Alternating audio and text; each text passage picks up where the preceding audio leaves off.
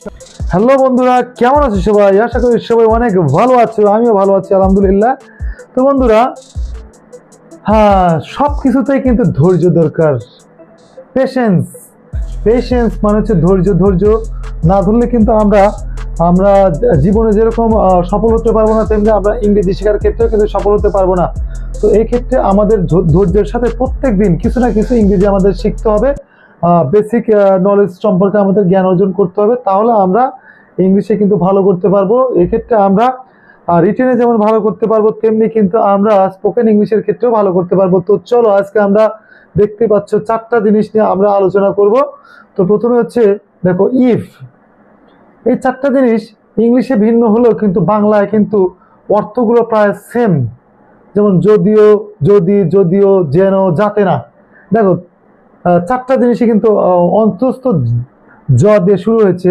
তো চলো আমরা এগুলোর পৃথক পৃথক ভাবে আলোচনা করব, আমরা এগুলো সম্পর্কে পৃথক পৃথক ভাবে জ্ঞান অর্জন করব। তো আমরা জানি, প্রথমে আমরা একটু বাংলা শিখে নেই যে ইফ মানে হচ্ছে যদি, দো অল দো মানে হচ্ছে কিন্তু যদিও, অ্যাজ ইফ অ্যাজ দো মানে হচ্ছে যেন, এবং লেস্ট মানে হচ্ছে কি বন্ধুরা? যাতে না। তো চলো আমরা প্রত্যেকটা আলাদা আলাদাভাবে শিখবো।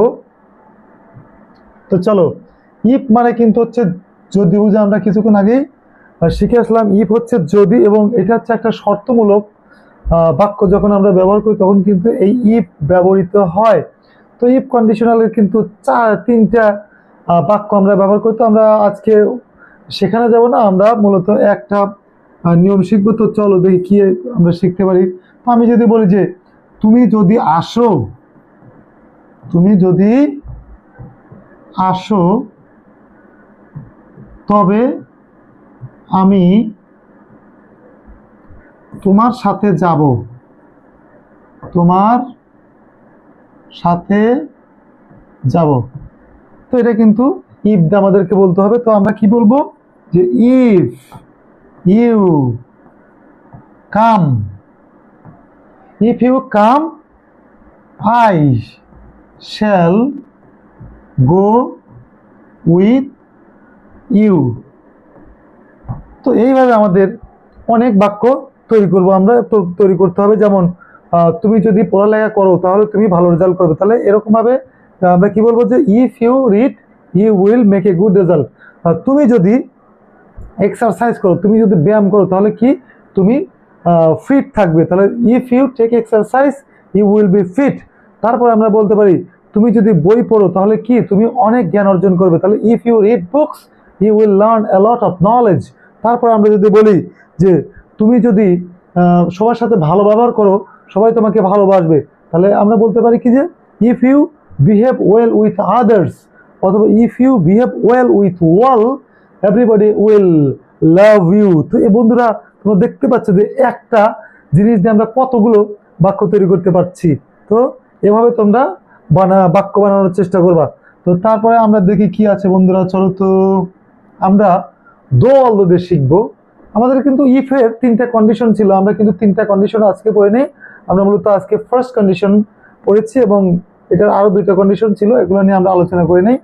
আচ্ছা, দো অল দো, তোমরা জানো দো অল দো মানে কিন্তু হচ্ছে যদিও। তো 2টা ধারণা যখন বিপরীত ধর্মী হবে তখন কিন্তু দো অল দো বসে। যেমন আমরা বাংলা বাক্য যদি এরকম বলি যে যদিও সে কঠোর পরিশ্রম করলো, কঠোর পরিশ্রম করে বা করলো, আচ্ছা করলো, তবুও সে জীবনে সফল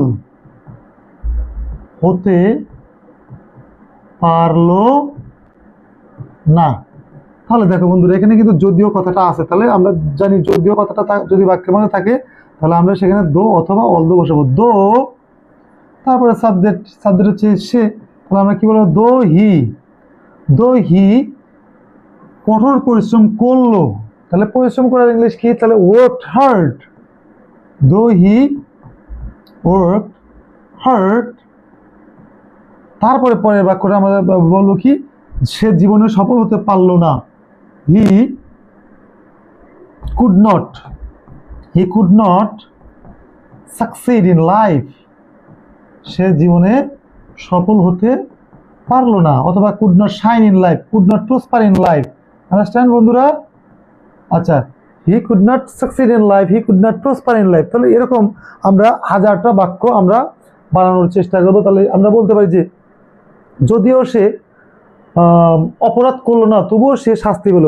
তাহলে কি বলবো আমরা? Though he did not commit mistake, though he did not commit any crime, he got punishment. এরকম আমরা বলতে পারি সে শাস্তি পেল।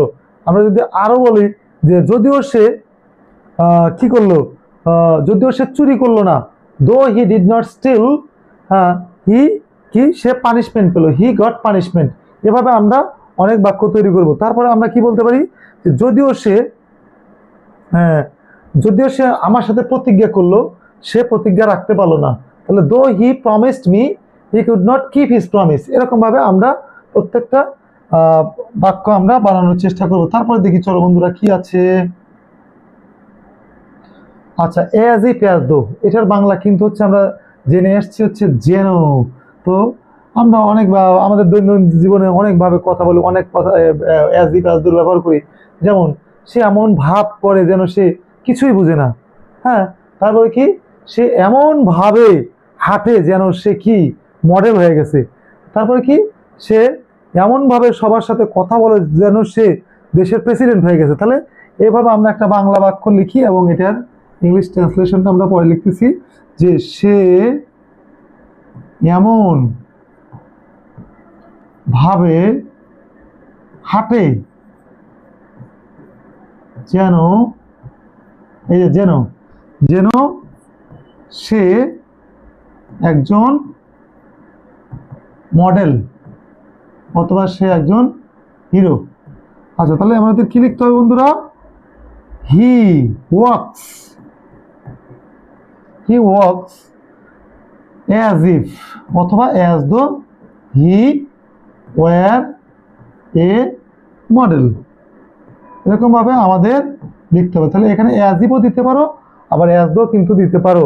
তাহলে এরকম ভাবে আমরা আরো বাক্য বলবো যে সে এমন ভাবে কথা বলে যেন সে সবই জানে। তাহলে he talks as if he knew everything. হ্যাঁ, তারপরে কি সে এমন আচরণ করে যেন সে দেশের প্রেসিডেন্ট হয়ে গেছে। তাহলে হি behaves as if he war the president of Bangladesh, বাংলাদেশের প্রেসিডেন্ট হয়ে গেছে। তাহলে এভাবে আমাদের বাক্য তৈরি করতে হবে। এটা মূলত অ্যাজ ইফ এর প্রথমে যদি আমরা প্রেজেন্ট টেন্স দেখি তাহলে সেক্ষেত্রে আমরা পরে পাস্ট ইনডিফিনিট টেন্স করবো। তাহলে এক্ষেত্রে কিন্তু যে সাবজেক্টে আসুক তাহলে টু বি ভার্ব থাকলে কিন্তু ওয়ার হবে, ওয়াজ কিন্তু কখনোই হবে না। তারপরে চলো দেখি তো বন্ধুরা আমরা কি আছে। লেস্ট, লেস্ট মানে কিন্তু যাতে না, এটার পরে আর নেগেটিভ হয় না। তাহলে এটার স্ট্রাকচারটা তো আমরা আগেও শিখে এসেছিলাম। তাহলে লেস্টের পরে সাবজেক্টের পরে শুড হয় এবং লেস্টের পরে কখনো নেগেটিভ হয় না। তাহলে আমরা কিন্তু এরকম অনেক কথা বলে থাকি। সে যাতে ট্রেন মিস না করে এই জন্য সে কি করলো, দ্রুত হাঁটলো অথবা দ্রুত দৌড়ালো। সে যাতে পরীক্ষা ফেল না করে এই জন্য সে কি করলো, সে মনোযোগ দিয়ে পড়াশোনা করলো। তাহলে আমরা একটা বাংলা বাক্য লিখি দেখি চলো তো বন্ধুরা। সে এমন ভাবে পড়াশোনা করলো, এমন ভাবে পড়াশোনা করে যাতে সে ফেল না করে, ফেল না করে। তাহলে দেখো এখানে কি আছে, যাতে না। তো এরকম বুঝলে আমরা সেক্ষেত্রে লেস্ট ব্যবহার করবো। তো লেস্ট দেখো সেন্টেন্সটা এরকম যে হি স্টাডিজ,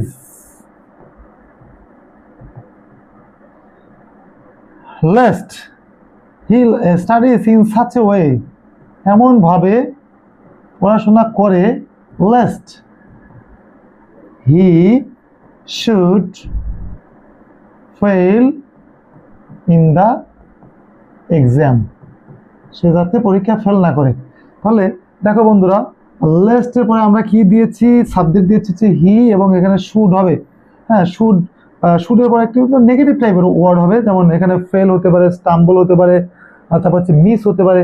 কিন্তু আমরা এখানে শুডের পরিবর্তে আমরা মাইটও বসাইতে পারি, তবে বেশিরভাগ ক্ষেত্রে শুড ব্যবহৃত হয়। মাইট মনে করো 5% ক্ষেত্রে, আর বাদ বাকি 95% ক্ষেত্রে কিন্তু শুড ব্যবহৃত হয়। তো এরকম যদি আমরা আর একটা বাক্য বলি যে সে দ্রুত দৌড়ালো যাতে করে সে ট্রেনটা মিস না করে, তাহলে হি